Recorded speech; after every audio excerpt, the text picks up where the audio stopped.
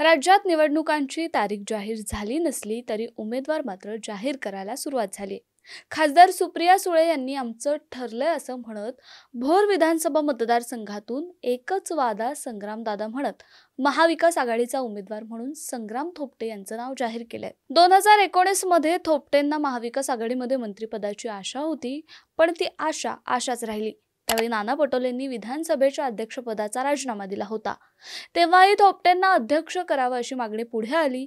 इतकंच नाही तर त्यांच्या नावावर चर्चाही झाल्या, पण महाविकास आघाडीतील आणि त्यातही काँग्रेसमधला घोळ संपलाच नाही. अखेर शिवसेना फुटली आणि सरकार गेलं. थोपटेंच्या पदरी पुन्हा निराशा आली.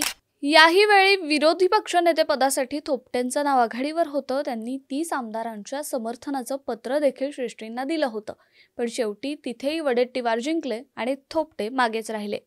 मात्र लोकसभेच्या वेळेला थोपटे यांनी सुप्रिया सुळे यांना मदत केली होती. भोर विधानसभा मतदारसंघातून खासदार सुळे यांना 44,000 मतांचं मताधिक्य मिळालं होतं. भोर, वेल्हा, मुळशी मिळून भोर विधानसभा मतदारसंघ तयार झालाय. या मतदारसंघावर थोपटे घराण्याचं संपूर्ण वर्चस्व राहिलंय.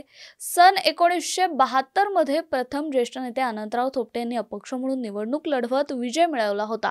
त्यानंतर 1980 व 1999चा अपवाद वगळता थोपटे यांनी तब्बल 8 निवडणुका लढवल्या आणि 6 वेळा विजय मिळवला.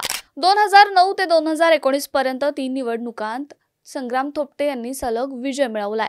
प्रत्येक निवडणुकीत थोपटे यांचं मताधिक्य कमी कमी होते ही चिंतेची बाब असली तरी यावेळी लोकसभेला त्यांनी याच मतदारसंघातून त्यांना विधानसभेला गेल्या वेळी मिळालेल्या मताधिक्याच्या जवळपास चौपट मताधिक्य सुप्रिया सुळे यांना मिळवून दिलं. ही थोपटे यांना दिलासा देणारी बाब असेल आणि म्हणूनच त्याचीच परतफेड म्हणून सुप्रिया सुळे यांनी थेट संग्राम थोपटे यांचं नाव जाहीर करून त्यांची वाट सोपी करून दिली आहे.